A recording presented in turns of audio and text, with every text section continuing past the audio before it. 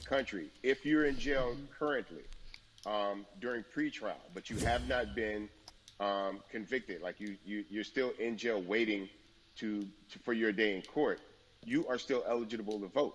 And you said something so key. They work so hard to hope that we stay uninformed, but more importantly, to suppress the black vote. If you could do one thing with this message that we're trying to send today about how important voting is, what type of images would you like for people to understand and see when they go to these polls and vote or when they cast their ballots? I think the images that we've all seen, you know what I'm saying, for decades in this country, if not centuries in this country, we've seen black people oppressed. We've seen black people attacked. So every time you look back and you see those old black and white images of people of color being attacked by dogs and people of color being sprayed with hoses, that's what they were fighting for. Back then, they were just fighting for a chance to vote. People like Martin Luther King Jr., people like Malcolm X, these people died to help us be in a position to have the power that we have now, which is to be able to cast a vote and make a decision about the people that have controls over our lives. So, I mean, if you in your own community need a reason to vote, look at a person like George Floyd. If the people in your city are not open to police reform, are not open to having the conversation about defunding the police, are not open to issues concerning economic equality, judicial equality, and racial equality, right? If they're scared to say Black Lives Matter, you have the power to put people in those positions who do believe that Black Lives Matter, who do believe in racial equality, economic equality, judicial equality, right? Who see us as human beings. And if the people in your community don't feel that way, vote them out. It's that simple. It's just vote them out. We don't have enough time to sit around and hope that people change their minds. Yeah, Bumpy, you point out something so important. We have the power. And that is in our vote, and that is with our voice, and that's how we use our voice. I think of where we are right now. People say this is a particular moment, but it is a movement, not just a moment, it is a movement.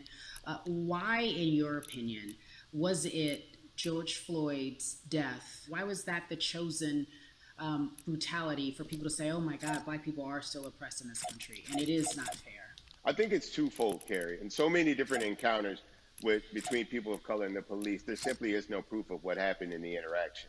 And so what happens is in a court of law, it tends to lean towards the policeman's point of view, right? In this case, we saw very clearly what happened. I think the other thing is due to the fact that everyone was at home, basically, during this time period in relation to the coronavirus, you couldn't avoid it, right? It was on every television station. It was on every social media platform. Everywhere you turn, you were constantly hit upside the head with this message. You see in the interaction that this man did nothing to deserve what happened. That's right. I think so well said, because if you think about it, in the grand scheme of things, it wasn't worth it, and he didn't have to lose his life. I think that you touched on something that a lot of people talk about, and that is now defunding the police. That has been such a huge conversation, but there's so many misconceptions around defunding and dismantling. If you will, educate the audience. All right, so most people, when they hear the term defund the police, they tend to think of, oh, they're going to take away our police department. Nothing could be further from the point. Defunding the police means that in certain communities, even Houston, take for example, we had over $1 billion allocated to our police force. Now, what is that money being used for? Some of that money tends to be allocated towards riot shields, right? Pepper spray, right? That kind of thing. That's only used against the people that fund this budget, right? So why would the people want to supply the police with the means to oppress them? If the police are concerned about the situations in certain communities with a higher crime rate, well, higher crime rates tend to happen in communities where there's not employment opportunities, right? There's not a lot of social services, and people are going to do what they need to do to take care of themselves and their families. When the community has more opportunities for employment, more opportunities for upward mobility, then they tend to be less of a strain on the government. They tend to have a lower crime rate, and because of that, we'll have less need for the police in those communities. You are passionate about so many different things in terms of making sure that we are holding our leaders accountable. Talk to me about some of the other projects that you're working on. Well, right now, obviously, being a part of More Than a Vote is essential. We're dealing with primaries in this country right now, and we just want to educate people. We want to inform people because people are tired, they're angry, they're concerned, and they want information and they want action. And so we want to make sure that we give them the right information and lead them in the right direction. And we thank people that do not look like us for standing with us right now, because it's very important that people who aren't black be involved. Because if black people could have gotten rid of racism, we would have done it hundreds of years ago. And so I'm trying to use my voice and my platform just to let people know that if they feel like I do, there's a number of places they can go to enact change in their community. People need to know about how their city council runs. They need to know that they have the ability to speak when city council meets, Trying to to watch the let them movie, know mate. that that's not the way that they feel their Thank city you. needs to be run. Those are Now not trying the to be places generous. that they feel the money in their And community Bun, needs to be allocated. and Bubby, even a step further, they can run for office in their local community. They can run for positions. Like people act like they leave it up to somebody else. If you're upset, it's not hard to get on the school board. It's not hard to be a part of the city council. It really isn't. And depending on how small your town is, you could be a mayor. It's the power is with the people, and we need to just know that that's happening. Absolutely. And it's always been with the people. You know, if you look at Trayvon Martin's mother, Sabrina Fulton, right? She felt that there was a system of racism and a system of oppression that led to her son's death. And so what did she do? She ran for city council and she was elected to city council. Our own former president, 44, Barack Obama, right, started in the community as an activist, ran for an elected position, became senator, ran for another elected position, and became president of the United States. So don't think that you can't make a difference. You know what I'm saying? You don't need a lot of money. You don't need a lot of power. Your voice is enough to make a difference. Amen. I feel like I need to go out and run for something. You gave me a rousing speech there, sir. I'd be remiss if I didn't ask you this. When I talk to my brothers, I have to ask you, as a black man, how are you doing? Are you okay? I'm good. I'm good. I have a very strong relationship with God, so prayer definitely works for me. I have children and grandchildren who are watching me, who are encouraged by what I do, and they're proud of me right now, you know, and that's really what matters, you know.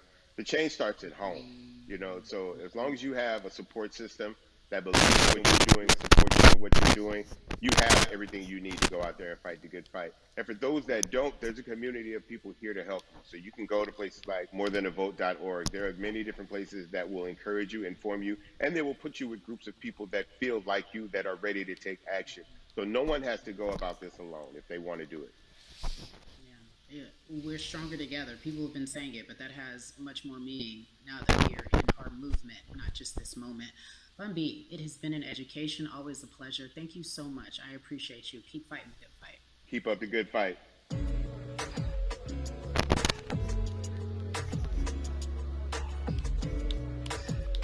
Yeah, la la.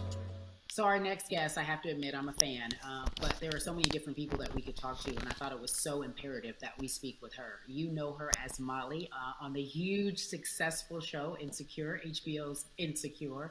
She also has a comedy special highlighting her Nigerian roots, and she's an amazing podcaster. Let's welcome in. You have such a beautiful way of making things funny, giving us our medicine with some candy, right?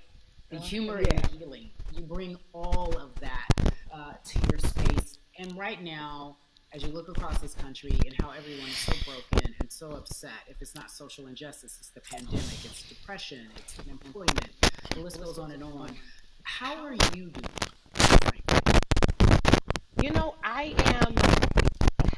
I'm rediscovering self in a way that is hard but necessary, that will lead to ultimate joy. I know it sounds like a lot, but no, I think I personally think that God put all of us on a global timeout. Like we just, America hasn't done as good as other people when it comes to timeouts because everyone else is out playing at recess, and we're still in the principal's office hoping and wishing we can come out.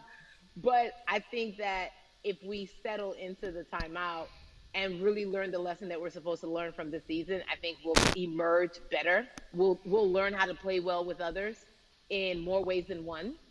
And so personally for me, I'm taking this time to learn me in a new way. I feel like I'm being ushered into a new season, and I'm getting still, because sometimes the busy confounds the work that we're supposed to actually be doing. We're busy doing other stuff, but we got work that we need to do on the inside. And I'm leaning into it. I'm like, dang, I thought I was gonna be able to rest like everybody else. And you guys like, nah, we got work to do. You know what? And I think that's what everybody is saying.